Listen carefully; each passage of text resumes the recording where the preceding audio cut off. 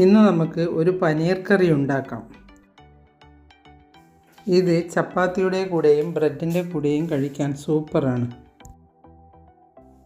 അര പാക്കറ്റ് പനീറാണ് ഇത്.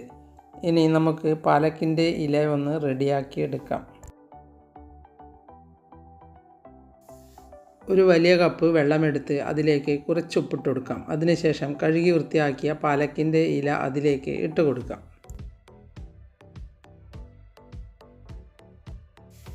അതൊന്ന് ചെറുതായി തിളച്ച ശേഷം വെള്ളത്തിൽ നിന്ന് കോരി മാറ്റാം.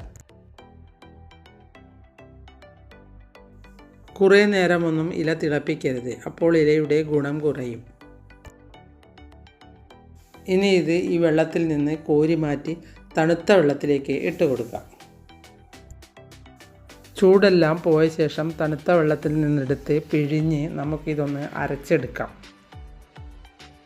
1/4 കപ്പ് വെള്ളമൊഴിച്ച് അരച്ചെടുത്താൽ മതി.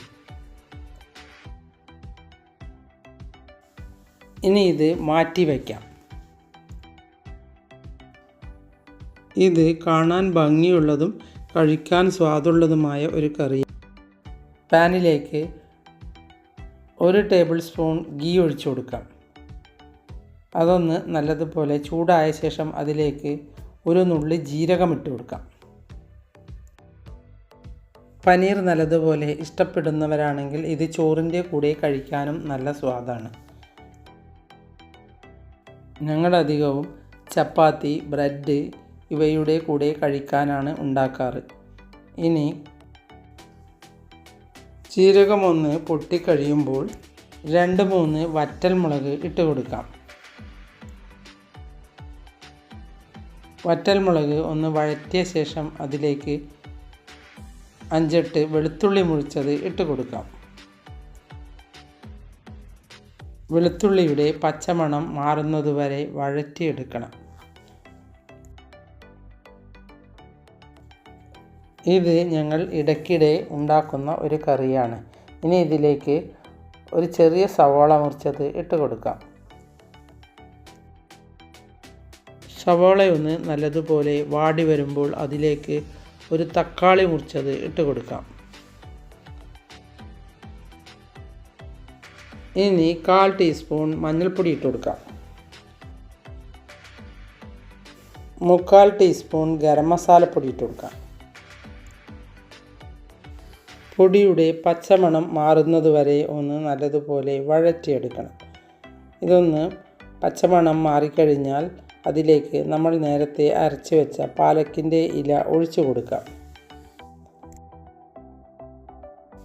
അതൊന്ന് ഒഴിച്ച ശേഷം നല്ലതുപോലെ തിളപ്പിച്ചെടുക്കാം. ഇനി ജാറ് കഴുകി അതിലേക്ക് 1/2 കപ്പ് വെള്ളം കൂടി ഒഴിച്ചു കൊടുക്കാം. അതിനുശേഷം നമ്മൾ എടുത്തു വെച്ച പനീർ ഇട്ട് കൊടുക്കാം.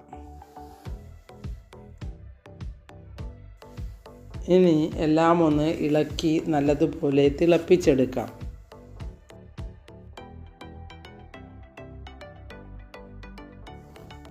കുട്ടികൾക്ക് വളരെയധികം ഇഷ്ടമുള്ള ഒരു കറിയാണ് ഈ പനീർ കറി.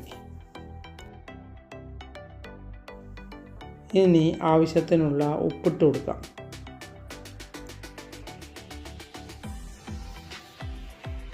അതിനുശേഷം ഇതിലേക്ക് 1 ടീസ്പൂൺ കസ്തൂരി മേത്തി പൊടിച്ച് ഇട്ട് കൊടുക്കാം.